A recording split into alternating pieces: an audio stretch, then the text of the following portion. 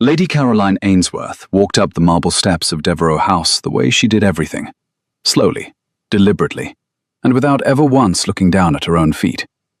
Behind her, a hansom cab rattled away into the November fog. Ahead of her, candlelight blazed from every tall window of the house she had been formally invited to attend, against the better judgment of half the ton. She counted the steps as she climbed them. 23. The same as last time. The same as the time before that. At the top, the footman bowed lower than he needed to. He had been in service 41 years, and he knew which guests Lady Devereux liked, and which she merely tolerated. Lady Caroline Ainsworth, 28 years old, 6 unsuccessful seasons behind her, no engagement before her, was the most spectacularly unmarried woman in London. The footman bowed lower because he could not think of any other apology to offer her. Caroline did not notice him, or chose not to. She handed her cloak to the second footman, smoothed the front of her gown, bottle green silk, 3 seasons out of fashion, perfectly fitted, and stepped through the great double doors into the warmth of the Devereux drawing room. The conversation did not stop. It dipped, the way conversation always dipped when she entered a room, and then rose again, slightly forced, slightly louder. From the corner of her eye, she saw Lady Marston turn toward Mrs. Allardyce and whisper something behind a fan. From the other corner, she saw Penelope Moswell, Penelope, who had been her closest friend at Miss Whitcomb's school and was now engaged to marry Caroline's former fiancé, pretend with great effort that she had not seen Caroline at all. Caroline did not look around. She knew exactly which way to go. She had been to Devereux House 36 times in the past 6 years, and she had a system.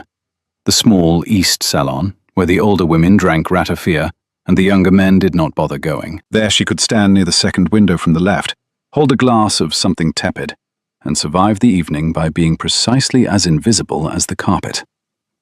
Tonight, however, the small East Salon was already occupied. Tonight, Lord Marcus Whitfield, her former fiancé, the man who had broken their engagement 6 years ago by means of a letter delivered while she was at her morning prayers, had decided to greet her in the doorway. He was leaning against the frame, one hand on the gilded plaster, a glass of claret tilted in the other. He had grown stouter in 6 years. His cheeks held a fine red lace of broken capillaries that the candlelight made worse. He was smiling, the way a man smiles when he has been waiting half an hour for the chance to speak. "Lady Caroline." He raised his glass. He did not raise his voice. He did not need to. The air around him had already arranged itself into an audience. 6 years. 6 years, and I have not yet had the pleasure. "Lord Whitfield." Caroline curtsied, exactly as deeply as protocol required, not a hair more. "Tell me." Marcus took a sip of his claret. The lace at his throat trembled with the swallow. "Tell me, after all this time, still no husband?" The room behind him heard it. The room behind him had been waiting for it. A laugh started somewhere, small, breathy, the laugh of a person who was relieved that someone else had said the unsayable. Then a second laugh. Then a low, rolling laugh from a cluster of men by the punch bowl. Penelope Moswell pressed her glove to her mouth and stared at the ceiling. Caroline did not move. She did not blink. She had practiced this stillness in her bedroom mirror for 6 years, and then a voice spoke from somewhere behind her right shoulder. Quiet, unhurried, almost bored. And the room went silent the way a room goes silent when a single sound makes every other sound feel suddenly very small. Lady Ainsworth. The voice was male, low, and entirely indifferent to the audience that had just been laughing. "Forgive the intrusion. Your steward at the West India docks sent word at 4 o'clock. The Bombay shipment cleared customs. The cardamom is on the bonded barge as we speak." Caroline turned slowly. She had practiced this turn, too. She turned the way one turns a key in a lock that has not been opened in a long time, with a pressure that is mostly patience. Behind her stood Theodore Ashbourne, the 8th Duke of Ashbourne, in evening black and a waistcoat the color of old wine. He had a folded slip of paper in his gloved hand, and the kind of expression a man wears when he has just remembered something dull and necessary in the middle of a pleasant conversation. He looked, in fact, exactly like a man delivering a business message. He did not look at Marcus Whitfield at all. "Your Grace." Caroline took the slip of paper from his fingers. Her own hand did not tremble. "I had not expected the news this evening." "The bonded warehouse closes at 6. I thought you would wish to know before the dancing." Theo bowed, to her only, and stepped neatly half a pace closer, which had the effect of placing his shoulder between Caroline and Marcus Whitfield without appearing to do anything of the kind. "Lady Devereux mentioned you would be in attendance. I came to congratulate Lord Whitfield on his engagement." He turned then, very slightly, and looked at Marcus for the first time. It was not a long look. It lasted perhaps 2.5 seconds, but Marcus Whitfield, who had been laughing one breath earlier, had gone the precise colour of skimmed milk under his powder, and the hand holding the claret had begun a small, embarrassing tremor. Your Grace." Marcus straightened. The gilded plaster behind him creaked under the sudden withdrawal of his shoulder. "I was not aware that you and Lady Caroline were." "Were what?" Theo asked. The word was a stone dropped into a still pond. "Acquainted. Lady Ainsworth and I have been business associates for 3 years and 7 months. Theo said it the way he might have said the date of the Battle of Trafalgar, as a fact already known to every educated person in the room. I would have thought it common knowledge. It was not common knowledge. It had been, in fact, the most carefully kept secret in London. But the room behind Marcus had now stopped pretending not to listen. The cluster of men by the punch bowl had turned bodily. Penelope Moswell had lowered her glove from her mouth. Lady Marston had stopped whispering to Mrs. Allardyce mid-sentence. Caroline tucked the folded slip of paper into the embroidered reticule at her wrist. The motion was small. The motion was deliberate. The motion was, to anyone who could read it, the motion of a woman closing a ledger. "Lord Whitfield." She inclined her head, a courtesy precisely the depth of his rank, and not a hair more. "I will not detain you from your guests. Please convey my regards to Lady Penelope on her engagement. I am sure she will be very—" She paused. "Comfortable." The word was perfectly chosen. The word made Penelope Moswell flinch. Caroline turned without waiting for Marcus's reply, and she walked away. Into the long gallery, past the Steinway piano nobody could play, past the portrait of the late Earl that watched everyone, past the cluster of stunned listeners who would now spend the rest of the evening pretending they had not just heard what they had just heard. Theo fell into step beside her, his gloves folded once over the cuff of his coat, his stride matched precisely to hers. Well, his voice was so low only she could hear it. That was efficient. "I did not ask you to do that." "I am aware." "I had a system for tonight." "I am aware of that too." "Your Grace." Caroline stopped at the door of the small library, one hand on the brass handle. "Why are you here?" Theo did not answer at once. He looked, instead, at her hand on the door. The hand that had not trembled. The hand that had taken the slip of paper without a single shake. The hand that he had watched sign 47 contracts in 3 years and 7 months, and that he had not, in all that time, ever once been permitted to touch. Because Charles Whitfield was at the company offices yesterday afternoon. Theo's voice was even quieter now. And he was asking questions about your contracts. Specific questions. The kind of questions that suggest he intends to do something about them. Caroline's hand on the door went very still. "Then we should talk." She pushed the library door open. "Come in. Close it behind you." The Devereux Library smelled of old leather, beeswax, and the faint, sweet rot of October apples in a bowl on the writing desk. A single oil lamp burned on the mantelpiece. The fire had been banked, but not extinguished. 3 orange coals beneath a layer of grey ash, the way a butler banked a fire when he expected a guest to find their way to the room. Caroline closed the door. She did not lock it.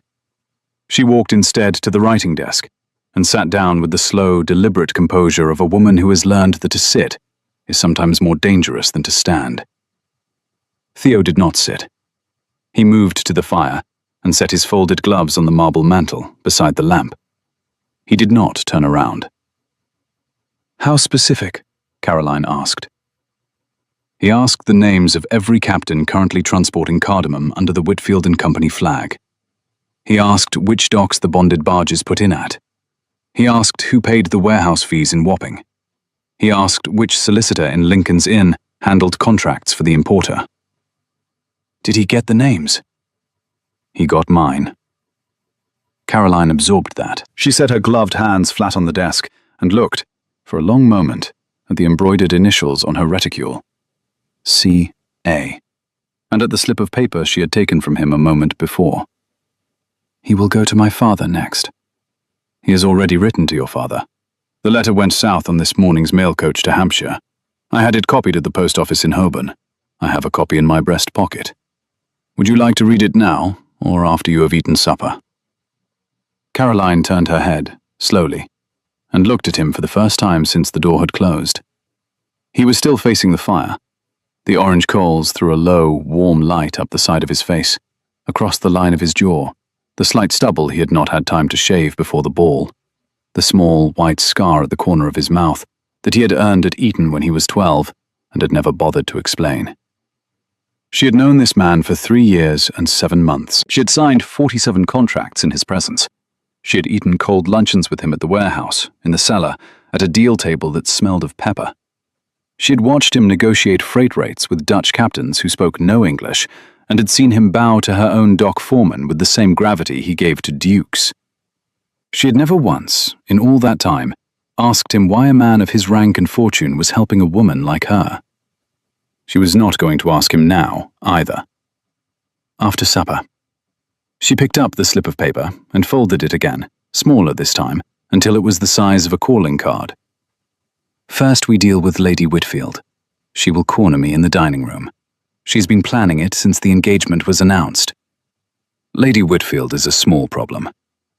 Lady Whitfield is the wife of the man who is trying to ruin me. Theo turned, then. He turned slowly, the way she had turned in the doorway, with that pressure that is mostly patience, and he looked at her across the small library with an expression she could not have named in any of her ledgers. Lady Whitfield, he said quietly, is a small problem because you have already won. She does not know it yet, but she will know it before the soup is served. I have absolute confidence in your ability to make the entire dining room watch her discover it. The fire popped softly. One of the orange coals broke and resettled. Caroline did not smile. Caroline did not smile in public, ever, and the library was a public room because the door was unlocked. But something in the line of her shoulders eased by perhaps 1/4 of an inch. Your Grace. Yes. Why are you here? Truly. Theo picked up his gloves from the mantel. He did not put them on. Because I do not trust Charles Whitfield not to put a bad man on the road to your warehouse tonight. And I do not intend to let you go back to Wapping alone. The garden at Devereux House had been laid out in the French style, which meant that everything was geometric and nothing was alive. In November, with the box hedges trimmed to bone and the gravel pathways frosted, it looked like a chessboard waiting for an opening move. Caroline walked it with both hands tucked into the ermine muff Mrs. Hobbs had insisted she carry. Theo walked half a step behind her, on her left side, between her and the dark shrubbery against the south wall. The supper bell would ring in 15 minutes. My father will not believe Charles Whitfield's letter. Caroline's breath fogged in the cold. The path crunched under her embroidered slippers. My father has not opened a letter from Hampshire neighbours since 1813. He will give it to his secretary, who will give it to my mother, who will burn it because she does not approve of any letter that mentions me by name. That is convenient. It is not convenient. It is the only reason I have lasted this long. She stopped at the centerpiece of the garden, a stone fountain in the shape of 3 nymphs holding a basin. The water in the basin had frozen in the afternoon and was now a flat, glassy disc that caught the lamplight from the house. Caroline looked down into it, and saw, faintly, her own face. The broad, pale brow, the dark hair coiled at the back of her head, the mouth that did not smile, because she had stopped letting it. Your Grace, Theodore. I beg your pardon? My given name is Theodore. After 3 years and 7 months, I think we may dispense with Your Grace inside this garden, at least. Caroline did not look up from the frozen basin. Her gloved fingers tightened 1/4 of an inch on the inside of the muff. Theodore. She said it as if she were testing the weight of a coin. Why did you say it was common knowledge? Because I'm tired of hiding it. You agreed to hide it. I agreed to hide it because you required it. I have never agreed to like it. I required it. Caroline finally looked up. The frost had bitten her cheekbones the color of crushed berries. Her eyes, grey, with a dark ring at the rim of the iris, were entirely level. I required it because the moment the Tun learns that the Duke of Ashbourne is the silent partner in a spice import operation owned by an unmarried 28-year-old woman, they will reach exactly one conclusion. And that conclusion will be wrong. And it will follow me into every drawing room in England. And it will make me precisely the thing I have spent 6 years not being. Which is? A woman who survived her ruin by becoming someone's mistress. Theo was silent for 2 breaths.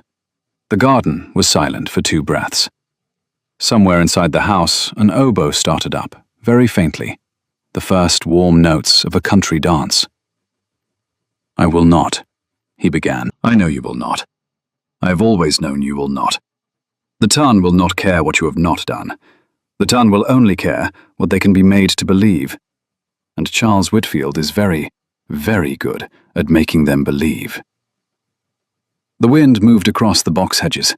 A scatter of dry beech leaves blew across the gravel like small running feet. Caroline did not move. I will not marry to be respectable. Her voice was very low, very even. The voice of a woman reciting a list she had recited to herself many times in the dark of her own bedroom.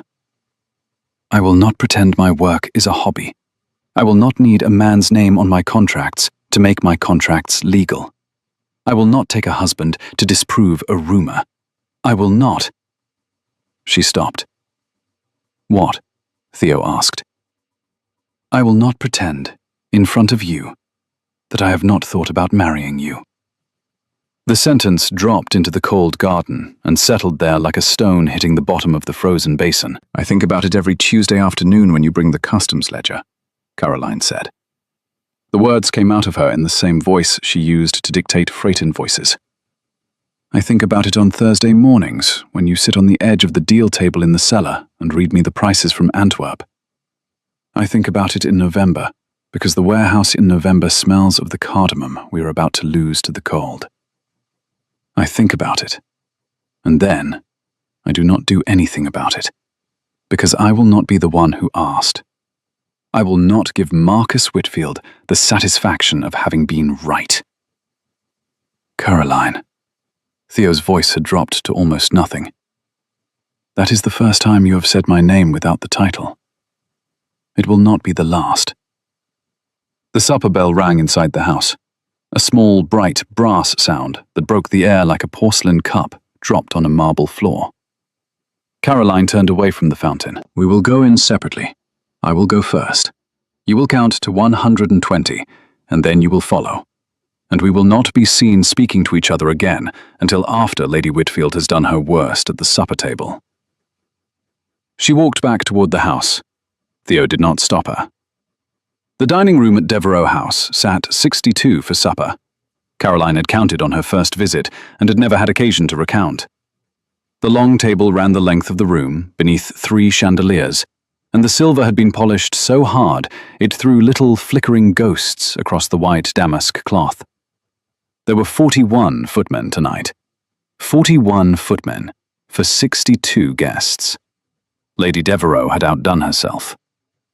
Her place card had been put exactly where she expected it, between 2 elderly widowers who were both deaf, halfway down the table on the south side, where she could be safely ignored by everyone above the salt. She slid into her chair, with the same precise economy of motion she used to slide a ledger into a strongbox. For 1 minute, the room behaved itself. Then, Lady Lavinia Whitfield rose from her seat at the foot of the table, the seat of honor, opposite Lady Devereux at the head, and tapped her dessert spoon twice against the rim of her wineglass. The room fell silent immediately. "My friends," Lady Whitfield's voice carried beautifully. She had trained it for parlor recitations as a girl. "Before we begin, I wish to say a word about the engagement we are celebrating this evening. My son Marcus and dear Penelope have known each other since childhood, and their union is the answer to a mother's prayer. I wish them every happiness. And I wish, also, to remind us all that some women find the path to a husband sooner than others, and some women never find it at all." There was a small, anxious laugh from somewhere near the head of the table. It died very quickly. Lady Whitfield turned her head, slowly, and looked directly down the long, polished length of the white damask at Lady Caroline Ainsworth. "My dear Caroline." Her voice was the kind of voice that had been polished by 40 years of practice in saying cruel things in pleasant tones. "I do hope you will not feel out of place tonight. I know how difficult it must be for a woman of your particular history to attend the engagement ball of a man she once expected to marry. We none of us forget that you would have been my daughter once. I am sure you take comfort in your charitable works." Caroline set her soup spoon down, very gently, against the rim of her bowl. The room was now so silent, she could hear the candle wax drip onto the brass candle dishes. She did not stand. "Lady Whitfield." Caroline's voice was perfectly clear. It carried to the far end of the table without effort. "Forgive me. I am a little uncertain of your meaning. Which charitable works did you have in mind?" Lady Whitfield blinked. She had not expected a question. "Why, your needlework, my dear. The orphan's linen. I'm told you sew very prettily." "I do not sew. I have not sewn since I was 16. I find I have no aptitude for it." Caroline's gloved hands rested perfectly still on either side of her bowl. "What other charitable works did you have in mind?" The parish flowers, then. I was certain Mrs. Allardyce told me.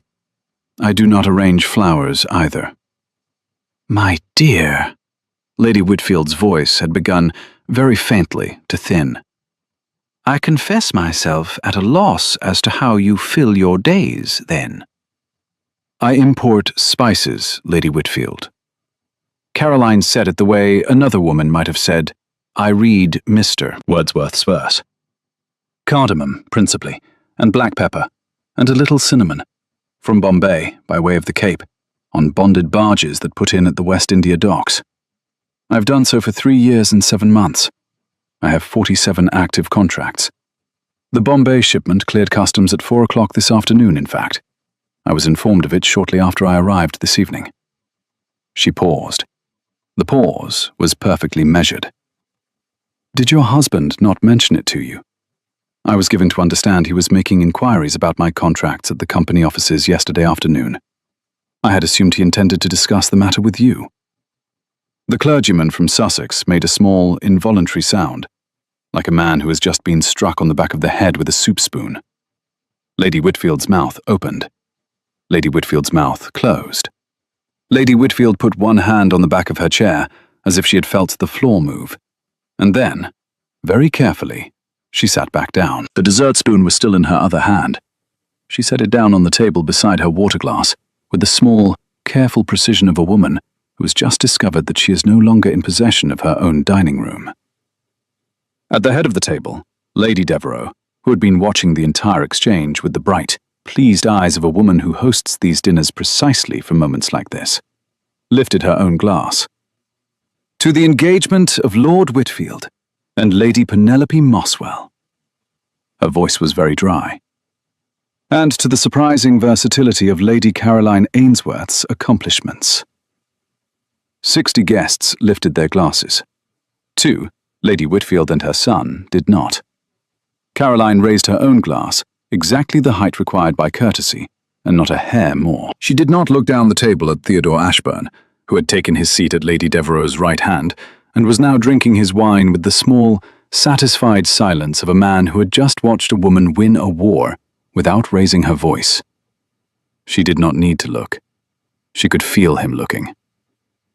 The hansom cab put her down at the corner of Wapping High Street and Crayle's Yard at 23 minutes past midnight. Caroline paid the driver, 6pence over the fare because he had slowed at the patch of dark by the Coopers where she had warned him to slow, and stood for a moment on the cobbles in the cold. The river smelled, the way it always smelled in November. Brackish water, tar, hemp rope, coal smoke, and the very faint salt breath of the Thames at low tide. Behind her, in the dark, a single chain rattled as a barge moved against its mooring. Ahead of her, the warehouse rose 3 stories into the fog. Dark brick, dark windows, the iron-bound door in the center, and above the door, barely visible in the lamplight from the gas standard at the corner, the painted sign that read, Cartwright & Sons, Importers, in faded white capitals. Cartwright & Sons did not exist. Cartwright & Sons had not existed since 1819. The sign had been Theo's idea, 3 years and 7 months ago, in a coffeehouse in Lincoln's Inn. Caroline lifted the heavy iron key from her reticule and turned it in the lock. The door swung in on oiled hinges. The cellar was warm. It was always warm. Mrs. Hobbs's nephew Tom slept on a cot beside the great iron stove on the eastern side of the cellar. A boy of 19, with a stevedore's shoulders and a heavy ash walking stick Caroline had paid for, and prayed he would never need to use. He sat up when she came down the steps, blinked, and reached for his coat. "Stay." Caroline raised her gloved hand. "I am not staying long. I came to see the manifest." "He's already here, miss." "Who is?" "The Duke." Tom's voice was respectful, but unsurprised. "He came in by the river door at 11:30. He's at the deal table. He brought lamps." Caroline went down the rest of the steps. The cellar was a long, low, vaulted room of London stock brick, with the great iron stove at one end and the deal table at the other. The deal table was 16 feet long. Tonight it held 3 brass oil lamps, the open customs ledger from the Bombay shipment, a brass bowl of ground cardamom that Caroline used as a sample for buyers, and the Duke of Ashbourne, in his shirt sleeves, with his evening coat folded over the back of a chair. He had not heard her come in. He was bent over the ledger with a pencil in his hand, marking off entries against a list of dock numbers, and his hair, usually combed back so neatly that it looked carved, had fallen forward into his eyes. Caroline stood at the foot of the steps for 2 breaths, watching him. He was, she realized, the only man she had ever invited into this room. Not her father, not Marcus, not even Mrs. Hobbs's nephew Tom. She crossed the brick floor, set her muff and her reticule on the corner of the table, and unpinned the bottle-green silk gown's high collar with 2 efficient fingers. Theo looked up. "You should be in your bed." "I will be, after I see the dock numbers." 11 of the 13 are in. 2 will not put in until Wednesday morning because the harbour master at Gravesend is a fool. I have already sent a man down by the night coach to wake him up. Caroline came around the deal table and stood at his elbow. The cardamom in the brass bowl was very strong. The brass oil lamps threw a warm yellow light up under his jaw. "Theodore, you said in the garden you would not let me come back to Wapping alone." "I did." "You did not come with me. You went ahead of me." "I did, because if I had come with you in the carriage, I would have asked you a question I do not yet have the right to ask. And I have decided, recently in your garden, when you said the word marrying out loud, that I am not going to ask you that question until I have made the world safer for the answer." Caroline did not move. The lamp closest to her hand made a small, contented sound as the wick adjusted itself. "The world is not going to become safer." "Then I will make it less dangerous. There is a difference." She put her gloved hand very lightly on the open page of the customs ledger. Her hand was perhaps 2 inches from his. She did not bridge the 2 inches. She had a system. Theodore, stay until morning. Sleep on the cot by the stove. Tom will sit up by the river door. I will sleep in the office above. In the morning, before the docks open, we will go to Lincoln's Inn together, and we will see my solicitor. And then we will go to the company offices. And then we will see what kind of question the world allows you to ask me by tomorrow night. Yes. She picked up her muff and her reticule, climbed the wooden stair to the office above, and shut the door behind her with the same small, perfectly composed click she had used on the library door at Devereux House. In the cellar below, the Duke of Ashbourne sat down very slowly on the bench by the deal table, put his elbows on his knees, and pressed the heels of both hands into his eyes for a long, long moment. She woke to the smell of bread. Tom had baked a loaf in the iron stove at 5:30. It was the first thing Caroline understood as she came down the wooden stair into the cellar. The second thing she understood was that Theo was already gone. His evening coat was no longer over the chair. There was a folded slip of paper on the corner of the deal table, weighted with the brass cardamom bowl. The handwriting on the outside said only, C.A. She unfolded it. Customs House at 9. I've asked Mr. Pelham to meet us with the contracts. I will be at Lincoln's Inn until 8, then at the Bedford Coffee House. Eat. T.A. Caroline read it twice. She refolded it very carefully and put it in the inside pocket of the bottle green silk gown which she had not, after all, taken off the night before.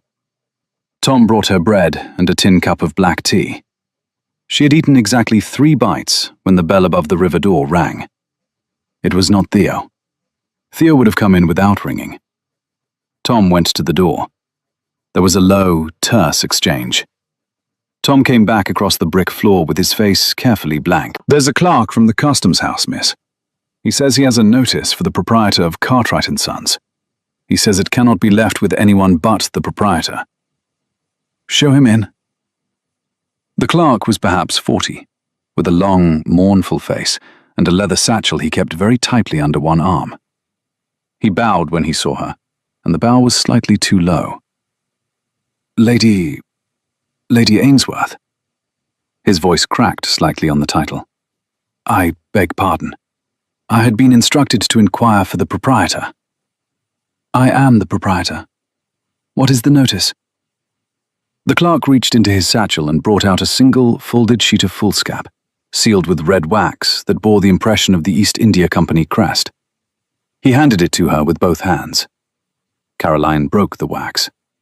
She read the notice once, slowly, the way she read every legal document, from top to bottom, with her gloved finger moving steadily down the page. The notice informed her that, pursuant to a complaint lodged by Charles, Earl of Whitfield, all bonded shipments held under the name of Cartwright & Sons, importers, were suspended, pending an inquiry into the legitimacy of the proprietor's title to the contracts. The inquiry would be held at Leadenhall Street the following Thursday. Until that time, no cardamom, pepper, or cinnamon held under Cartwright & Sons would be released from the bonded warehouse. The Bombay shipment that had cleared customs the previous afternoon was, by the wording of the notice, now sealed. Caroline did not raise her voice. She did not, in fact, allow her face to do anything at all. Thank you, sir.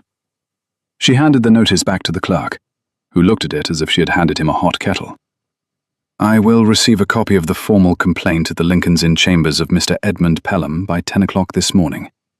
You may inform the board of directors that I shall present myself at Leadenhall Street on Thursday next, and that I shall bring with me the complete original ledger of Cartwright & Sons since its founding, and that I shall be accompanied by my solicitor and by my business partner.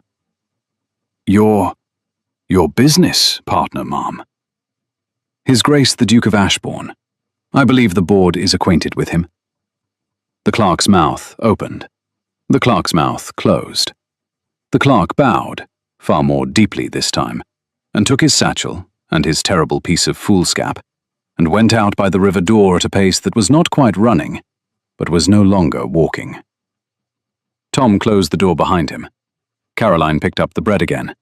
She put it down. She walked, very deliberately, to the wall by the iron stove, where the calendar hung on a brass hook, and she counted forward.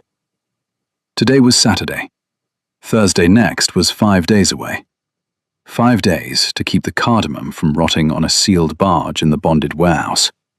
5 days to assemble her defense. 5 days to persuade 14 company directors that a 28-year-old, unmarried woman had the legal right to own a shipping concern in her own name. 5 days. And then the rest of her life. She put on her cloak. "Tom, send a runner to the Bedford Coffee House. Tell His Grace I'm on my way to Lincoln's Inn now. Tell him to bring every contract he has signed for me in the past 3 years and 7 months." Leadenhall Street on a Thursday morning was the loudest street in London. The traffic of carts, the cries of porters carrying tea chests, the clatter of bonded warehouse doors opening and shutting, up and down the length of East India House. All of it merged into a great, low, continuous roar that sounded, Caroline thought, exactly the way ambition sounded when you put your ear to it. She walked up the steps of East India House at 22 minutes to 10, with Mr. Edmund Pelham of Lincoln's Inn on her left and the Duke of Ashbourne on her right. Mr. Pelham was carrying a leather portfolio that contained 68 pages of contract law and 7 sealed letters from masters of bonded warehouses up and down the Thames. Theo was carrying nothing. The boardroom on the second floor was a long, oak-panelled chamber with a great horseshoe table, 14 leather chairs along the curve, and a single witness chair set in the open mouth of the horseshoe, so that the witness was looking at 14 faces all at once. The 14 faces were already in their chairs when Caroline walked in. Lord Charles Whitfield was the third from the left.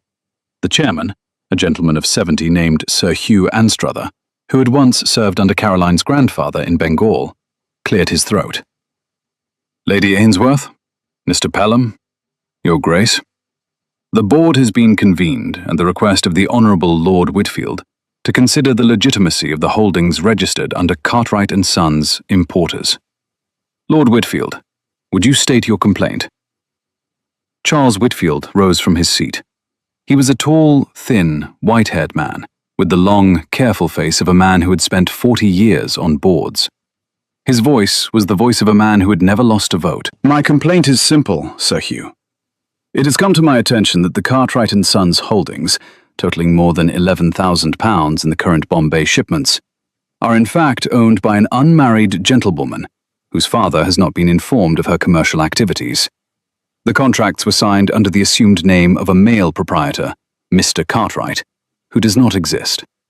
I submit that the holdings have been obtained by means of a fraudulent representation, that the contracts are accordingly void, and that the shipments should be forfeit to the company until the matter is resolved by Chancery."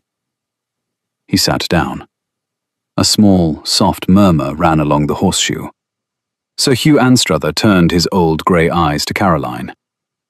"Lady Ainsworth, your response?" Caroline sat down in the witness chair. She did not look at Charles Whitfield. She looked, instead, at Sir Hugh. "Sir Hugh, is it the position of this board that an Englishwoman of full age and sound mind may not enter into a binding contract for the import of goods?" Sir Hugh blinked. "It is not, Lady Ainsworth." "Is it the position of this board that an Englishwoman of full age and sound mind requires the consent of her father to enter into a binding contract for the import of goods?" "It is not, Lady Ainsworth. The law is clear. A femme sole, that is, an unmarried woman, has the same contractual capacity as a man." "Then I am at a loss, Sir Hugh, to understand what fraudulent representation Lord Whitfield believes I have made. I have not represented myself as married. I have not represented myself as a man. The contracts of Cartwright & Sons are signed by a Mr. Cartwright, it is true. Mr. Cartwright is the trade name of the firm, a customary practice of importers, as I am sure his lordship knows, since his own family has traded under the name of Whitfield & Company since 1761. Although there has not been a Mr. Whitfield personally signing a contract since the second Earl. The trade name is registered. The trade name is legal. And the principal owner of the trade name, the person with sole signing authority on every contract, is myself. She paused. She let the silence breathe. I have brought with me the complete original ledger of Cartwright & Sons since its founding 3 years and 7 months ago. I have brought every contract bearing my signature, witnessed by His Grace the Duke of Ashbourne, who has been my silent partner since the founding. I have brought the 7 letters from the masters of the bonded warehouses, attesting that the trade name Cartwright & Sons has at all times been understood by the trade to refer to my person. And I have brought, finally, this. She drew from her reticule a folded sheet of paper. This is a letter, dated yesterday morning, from Mr. James Hartwell, the senior clerk at Whitfield & Company, addressed to Lord Whitfield. It is an inventory of Lord Whitfield's own personal cardamom holdings, £1,140 worth, which, by the records of the bonded warehouse at the West India Docks, have been quietly shipped under cover of my own bonded barges for the past 18 months. Lord Whitfield has been using my freight contracts, Sir Hugh. He has been using them because mine are the cheapest on the river. He has been using them under the trade name Cartwright & Sons, knowing perfectly well who Cartwright & Sons is. The murmur along the horseshoe rose by half an octave. Charles Whitfield went very white. He did not stand up. He did not look at Caroline. Sir Hugh Anstruther took the letter from her gloved fingers. He read it. He read it twice. He set it down on the table in front of him, with the same small, careful precision Lady Whitfield had used to set down her dessert spoon at supper the night before. Lord Whitfield. Charles Whitfield's head came up. You will withdraw your complaint, sir. You will withdraw it now, in this room, before the assembled board, and you will withdraw it in writing before noon. You will further write a letter of apology to Lady Ainsworth, which she will keep on file at her solicitor's chambers. You will further refrain from any further inquiry, formal or informal, into the holdings of Cartwright & Sons. Is that clear? Sir Hugh, is that clear, sir? It was not a question. The 14 faces around the horseshoe table were all looking at Charles Whitfield in a particular way. The way 14 men look at a 15th man who has just fallen off the edge of the only ground he had ever stood on. It is clear, Sir Hugh. Then this matter is concluded. The shipment is released. The bonded warehouse will be informed within the hour. Sir Hugh turned his old grey eyes to Caroline one more time. Lady Ainsworth, your grandfather would have been proud of you today. Thank you, Sir Hugh. She rose from the witness chair. She walked, very slowly, the length of the boardroom, past Charles Whitfield, past the 13 other directors, past Mr. Edmund Pelham, who was packing his portfolio with the small, triumphant motions of a solicitor who had not, in the end, needed to use any of the law he had brought. At the door she stopped, and she turned back. Sir Hugh, one thing more. I should like to apply, before I leave this building, for the registration of Cartwright & Sons under my own name, Caroline Ainsworth, sole proprietor, with my partner, His Grace the Duke of Ashbourne, listed openly upon the founding documents. From this day forward, I should prefer that the trade name be honest about who has been keeping it. The chairman of the board of directors of the East India Company smiled, a small, slow, very dry smile that had not, perhaps, been seen on his face in some years. It will be done before noon, Lady Ainsworth. She bowed her head, a quarter of an inch, no more, and she left the boardroom. Theo followed her out into the long oak corridor. He did not speak until they had reached the great staircase above the front hall. There he stopped, and he turned, and he looked at her. Caroline. Theodore. I'm going to ask you a question now. I know. Will you marry me? She looked at him for a long moment. The November light fell through the high, arched window above the staircase and lay across the polished oak in pale gold bars. Not here, Theodore. Ask me at the warehouse. Ask me at the deal table, where you have read me the prices from Antwerp on Thursday mornings for 3 years and 7 months. Ask me with the cardamom on the table between us. Ask me in the place where the question makes sense. They went to Wapping that night. It was past 9 when they arrived. The river fog was thicker than it had been the night before, the kind of fog that turned the gas lamps along Wapping High Street into pale yellow halos and softened every footstep on the cobbles to a rumour. Tom had laid the fire in the great iron stove an hour earlier, and had then taken himself out to the river door and the street outside, and was not, by any reasonable definition, anywhere within the building. Caroline went down the cellar steps first. Theo followed.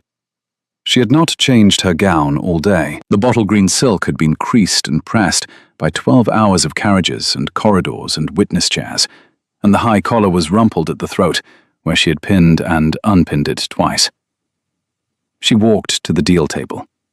She lit the 3 brass oil lamps with a single taper, the way she had lit them for 3 years and 7 months. She took the brass bowl of cardamom and set it precisely in the center of the table. She turned, finally, and faced him. Ask. Theo crossed the brick floor and stopped on the opposite side of the deal table. The brass lamps threw their warm yellow light up between them. The cardamom was very strong. Caroline Ainsworth, 3 years and 7 months ago, you walked into the coffee house at Lincoln's Inn looking for a silent partner. You had a list of 43 coffee house patrons in your reticule. You had crossed off 42 of them already. I was the last name on the list. Why was I the last name on the list? Because you were the only Duke. I had been told to start with the Dukes, and I had decided, the day I made the list, that I would talk to the Dukes last, in case talking to a Duke about Pepper made me lose my nerve. By the time I reached your name, I had already been told no by an Earl, 2 Viscounts, a Baron, a banker, 3 solicitors, a tea merchant, a Lord Mayor, and a man who turned out to be selling fraudulent shares in a Welsh canal company. I sat down at your table because you were the last name on the list, and because I had run out of other tables. Do you remember what I said? You said, cardamom is the second most profitable spice in the East India trade. Why are you not also asking me about cinnamon? And I said, because I have not yet learned cinnamon. And you said, then I will teach you cinnamon. When can you start? Yes. Theodore, ask the question. He did not move from his side of the deal table. He set both gloved hands flat on the wood, one on either side of the brass cardamom bowl, the way she had set hers down at supper the night before. Will you marry me, Caroline Ainsworth, on terms that you will set, with your name on every contract, with your warehouse remaining your warehouse, with your solicitor remaining your solicitor, with no expectation that you will alter a single hour of any working day for my sake or for my title, or for the convenience of the ton, with the understanding that I have loved you since the 2nd Tuesday in September of the year I taught you cinnamon, and with the further understanding that if you say no, I will continue to be your silent partner and your friend until I die, but that I am asking, tonight, in this place, because I have decided I do not wish to die without having asked. The cardamom was very strong. Caroline did not move for a count of perhaps 20.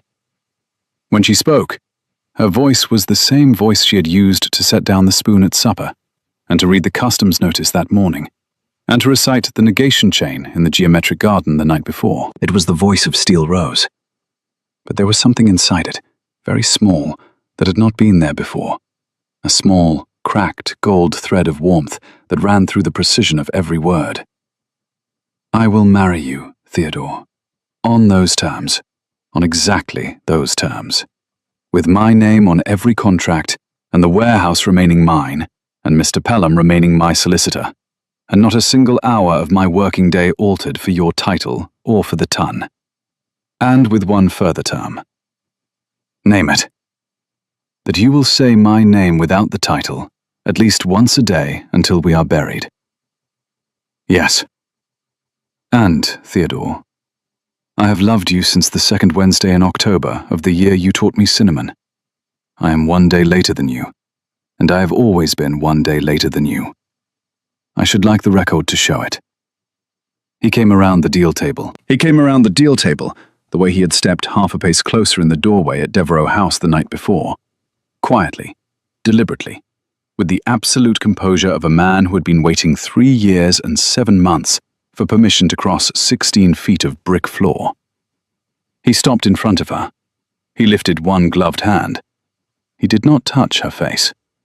He laid the back of his fingers, very lightly, against the rumpled collar of the bottle green silk gown, over the place where her pulse beat under the high lace, and he held them there for a count of 3. It was the first time, in 3 years and 7 months, that he had touched her at all. Caroline. Theodore, I'm going to kiss you now. I know. He kissed her. He kissed her once, slowly, with the warm yellow light of the brass lamps on the side of her face, and the smell of cardamom rising from the bowl on the deal table behind them. He kissed her without hurry, without grasping, without any of the things she had spent 6 years steeling herself against. He kissed her the way a man closes a long, important book at the end of a long, important chapter, and then opens a new one.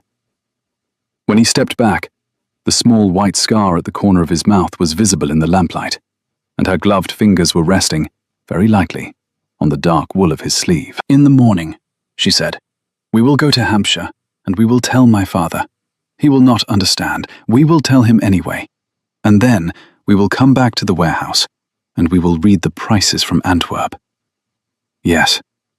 Theodore, do not let me let go of your sleeve until the lamps go out. I have practiced not touching you for 3 years and 7 months.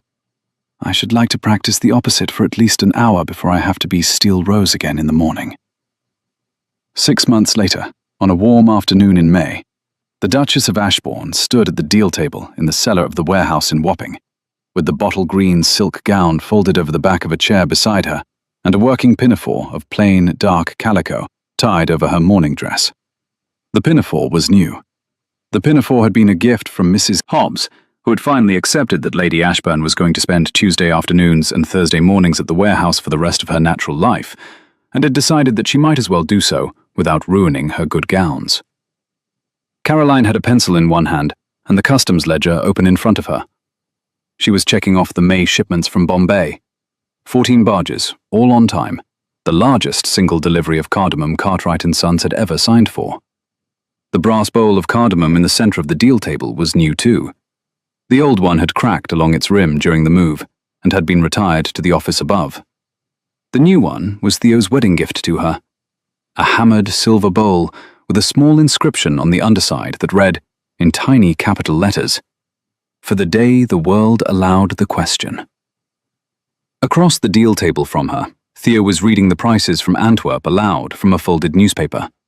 He was in his shirt sleeves. His hair had fallen forward into his eyes, the way it had on the night she had first stood at the foot of the cellar steps and watched him without his knowing. She did not stop him. She had stopped letting herself look up from the ledger when he read aloud, because she had discovered that she could no longer look up from the ledger when he read aloud without losing her place. The river door rang. It was Tom, with a folded letter. He brought it across the brick floor to the deal table and laid it beside the silver cardamom bowl. And Caroline saw the seal at once. Red wax, the impression of the East India Company crest, the same seal that had come into the warehouse on the morning of the suspension 5 months ago. She broke the seal. She read the letter. She set it very carefully against the brass oil lamp at the corner of the deal table, where the warm May light from the high window above the river door would fall on it. Theodore, Sir Hugh Anstruther has died. He has named me to fill his seat on the board of directors of the East India Company. The vote was held last week. It was unanimous, except for Lord Whitfield, who is no longer a sitting member. Theo set the newspaper down on the deal table beside the customs ledger. Caroline, will you accept it? She turned her face up to the warm May light from the high window above the river door. The light caught the small grey ring at the rim of the iris of her eye, and the very faint, very fine lines at the corner of her mouth that had not, in fact, been there 6 years ago, when Marcus Whitfield had broken their engagement by means of a letter delivered while she was at her morning prayers. I will accept it, on terms that my name will appear on the board's register as Caroline Ainsworth. Not as the Duchess of Ashbourne. Not as the Honourable Lady Ashbourne. Not as Lady Caroline. Caroline Ainsworth, sole proprietor of Cartwright & Sons. The name I've used in this room for 3 years and 11 months. They will not object. I know. She picked up the pencil again. She picked up the customs ledger. She did not look up from the page when she said the next thing, because there are some things that are too important to say while looking at the person you are saying them to. Theodore, the cardamom in the new bowl. Thank you for the inscription. You are welcome, Caroline. The river outside moved against the wall of the warehouse. Somewhere up the high street, a barge bell rang at 3 o'clock. The brass cardamom bowl held the last of the morning sun in its hammered silver lip, and Caroline Ainsworth, the Duchess of Ashbourne, the second largest holder of pepper futures in England, the newest member of the board of directors of the East India Company, the most spectacularly unmarried woman in London 6 months ago, the woman who had counted 23 steps up to Devereux House and walked up them without looking down at her own feet, went back to the page of the ledger she had been keeping for 3 years and 11 months, and she carried on. Some women find their freedom in the place where everyone else expects them to be hidden. Some women learn to count their own steps because no one else is willing to count them for them. And some women, the rarest, the steeliest, the ones who walk into rooms that have arranged themselves into audiences and refuse to be made small by the laughter waiting at the door, discover that the man who has been standing behind them all along has been waiting, with absolute patience, for permission to step forward and stand at their side. If you have ever been the most spectacularly unmarried woman in any room, and you have ever wondered whether the world will allow you to be both who you are and who you love, then you already know how Caroline Ainsworth felt when the Duke of Ashbourne crossed 16 feet of brick floor in a cellar in Wapping. Tell me, in the comments, which line in this story made you hold your breath? And if you would like to hear more stories like this one, where the woman everyone wrote off becomes the woman everyone watches walk away, please consider subscribing to Adrian's Fireside Stories, New Tales by the Fire